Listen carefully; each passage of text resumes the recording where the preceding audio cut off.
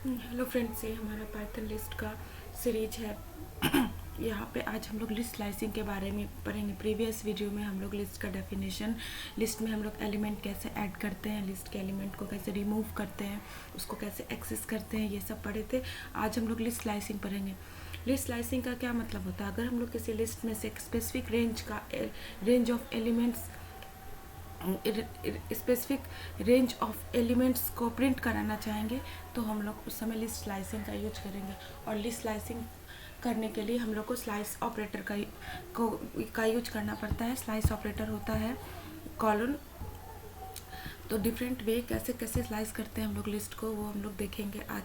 तो पहला है to print element from start to a given index.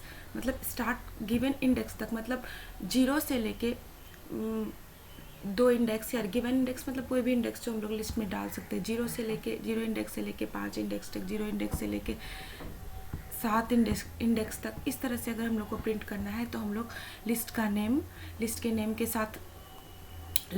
के साथ स्क्वायर ब्रैकेट के अंदर कोलन के बाद इंडेक्स नंबर लिखेंगे, किस इंडेक्स तक प्रिंट करना है।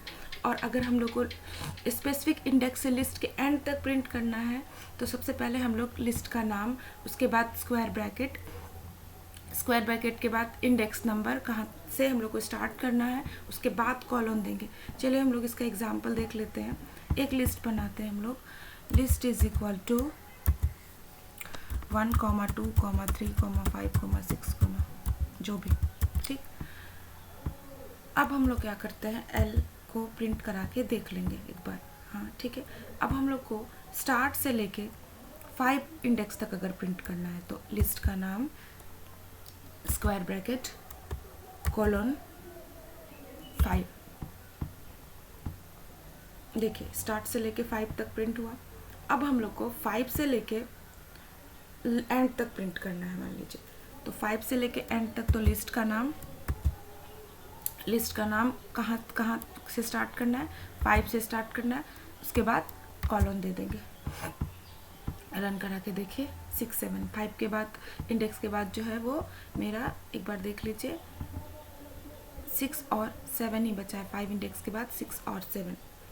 इसके अलावा और हम लोग देखते हैं, इसका और कुछ वेरिएशन है।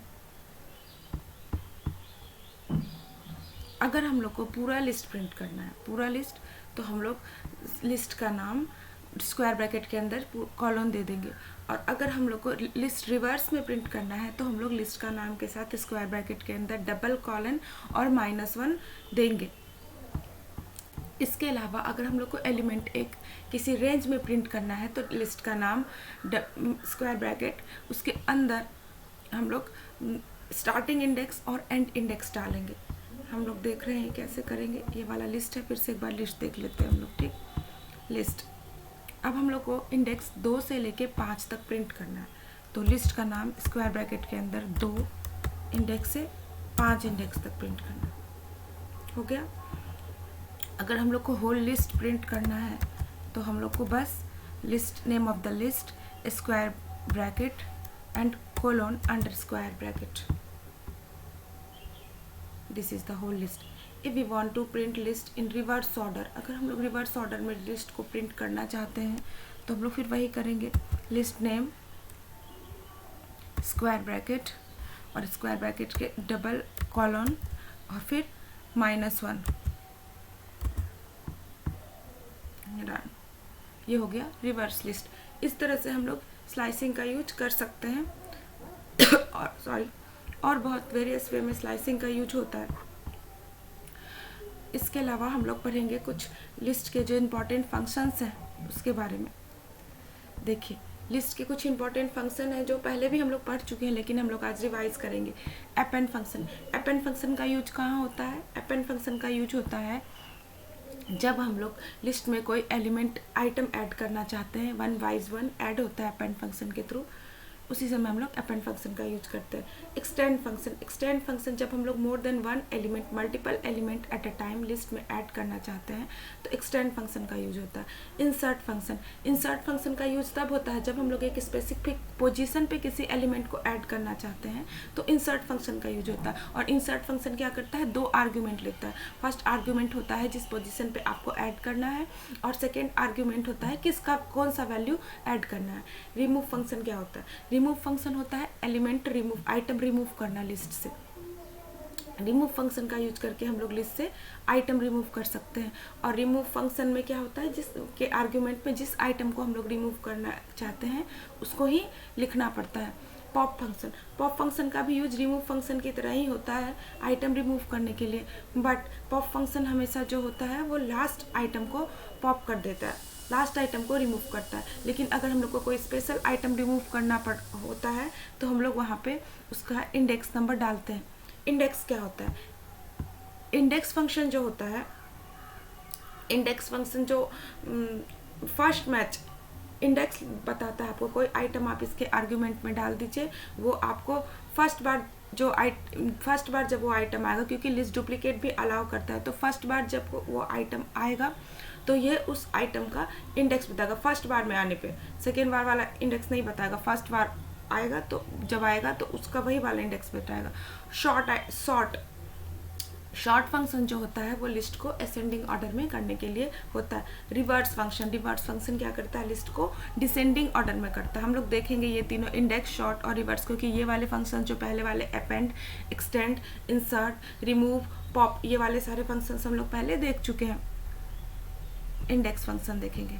अगर हम लोग को इस लिस्ट में, लिस्ट तो हमारा ये है नहीं तो रिवर्स में है, लिस्ट एक बार प्रिंट कर लेते हैं फिर से लिस्ट। हाँ, अगर हम लोग को 4 का इंडेक्स चाहिए तो L डॉट इंडेक्स 4, 3 इंडेक्स 0 1 2 3, 0 1 के लिए, 1 2 के लिए, 2 3 के लिए और 3 4 के लिए। ठीक, अब हम लोग एक देखेंगे शॉर्ट लिस्ट। तो एक्चुअली ये लिस्ट शॉर्ट में ही है, शॉर्ट लिस्ट है, लेकिन फिर भी हम लोग देख लेते हैं। Sorry, L dot short, L को प्रिंट कहाँ करें, L डॉट शॉर्ट, L हो गया प्रिंट। इसके अलावा रिवर्स, L डॉट रिवर्स,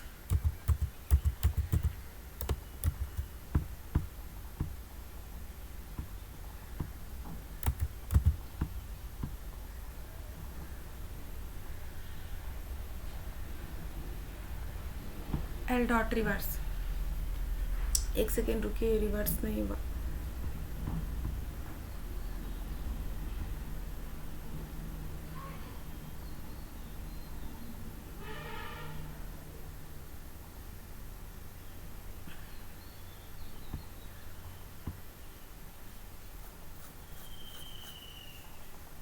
देखेंगे कैसे क्यों नहीं हुआ रिवर्स, नेक्स्ट क्लास में देखते हैं। चलिए, आप लोग को अगर हमारा वीडियो अच्छा लगा हो तो इसे लाइक करिए और हमारे चैनल को सब्सक्राइब करिए।